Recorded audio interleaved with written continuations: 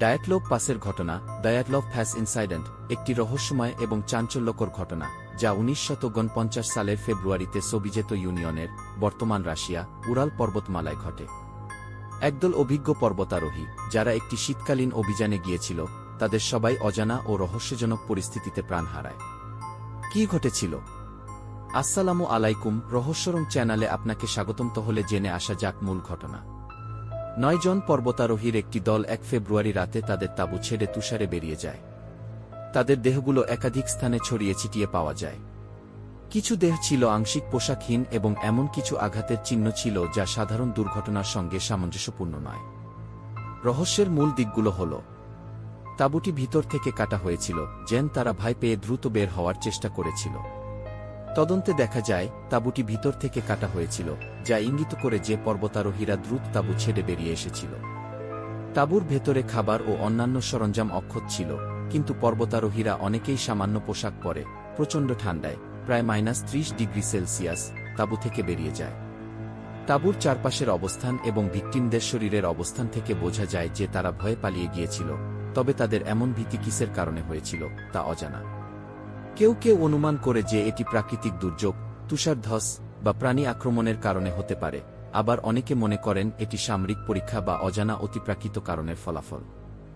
মৃত্যুর কারণ: কয়েকজনের শরীরে মারাত্মক ভাঙা হাড় এবং একটি দেহের মাথায় গুরুতর আঘাত ছিল, কিন্তু বাইরের কোনো আঘাতের চিহ্ন ছিল না। ডায়াটলভ পাসের ঘটনার মৃতদের মৃত্যুর কারণ আজও রহস্যময়। তদন্ত ও গবেষণায় বিভিন্ন তত্ত্ব উঠে এসেছে। শারীরিক আঘাত ও রহস্যময় চিহ্ন: কিছু মৃতদেহে প্রচণ্ড শারীরিক আঘাতের চিহ্ন পাওয়া যায়, যেমন কারো মাথার খুলি ভাঙা, কারো পাঁজরের হাড় ভাঙা ছিল। বিশেষজ্ঞরা উল্লেখ করেন এই আঘাতগুলো সাধারণ শারীরিক আঘাতের মতো নয়, এগুলো গাড়ি দুর্ঘটনার মতো প্রবল শক্তির কারণে ঘটতে পারে। ত্বকে পোড়া দাগ এবং চোখ ও জিহ্বা অনুপস্থিত থাকা ঘটনাকে আরও রহস্যময় করে তোলে। ঠান্ডা এবং হাইপোথার্মিয়া: অনেকের মৃত্যু তীব্র ঠান্ডার কারণে হাইপোথার্মিয়া, শরীরের তাপমাত্রা বিপজ্জনকভাবে কমে যাওয়া থেকে হয়েছিল বলে ধারণা করা হয়। তাদের অনেকেই অপ্রতুল পোশাক পরেছিলেন, যা নির্দেশ করে তারা হঠাৎ এবং জরুরি পরিস্থিতিতে তাঁবু থেকে বেরিয়ে এসেছিলেন। প্রাকৃতিক দুর্যোগ তত্ত্ব: কিছু গবেষক বলেন একটি তুষারধস বা ক্যাটাব্যাটিক উইন্ড ও তীব্র ঢালু বায়ু প্রবাহ তাদের তাঁবু ধ্বংস করেছিল, যা তাদের ভয় পেয়ে বাইরে বেরোতে বাধ্য করে। তবে তাঁবুর অবস্থান এবং ঘটনাস্থলের চিহ্ন দেখে এটি তুষারধসের কারণ ছিল বলে নিশ্চিত হওয়া যায়নি। রেডিয়েশন এবং অজানা উপাদান: মৃতদেহগুলোর কিছু পোশাকে রেডিয়েশনের চিহ্ন পাওয়া যায়, তবে এর উৎস নিয়ে আজও স্পষ্ট ব্যাখ্যা নেই।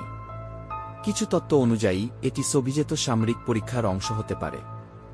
অতিপ্রাকৃত তত্ত্ব: স্থানীয় মানসি উপজাতির কিংবদন্তি অনুসারে এটি কি অভিশপ্ত অঞ্চল হতে পারে। কিছু মানুষ ইউএফও, অজ্ঞাত উড়ন্ত বস্তু বা অন্যান্য অতিপ্রাকৃত কারণকে দায়ী করেন। মনস্তাত্ত্বিক এবং মানবিক কারণ: একটি তত্ত্ব বলে দলটির ভেতরে মানসিক চাপ বা বিভ্রান্তি ছিল, যা তাদের অস্বাভাবিক আচরণের দিকে নিয়ে যেতে পারে।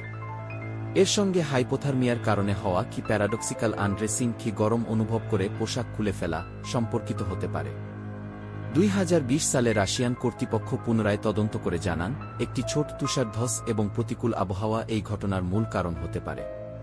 তবে অনেক গবেষক ও ইতিহাসবিদ এই ব্যাখ্যা নিয়ে সন্দিহান এবং মনে করেন প্রকৃত সত্য হয়তো কখনোই জানা যাবে না। আপনার কি মনে হয়, রহস্যটি প্রাকৃতিক, মানুষের তৈরি নাকি অন্য কিছু?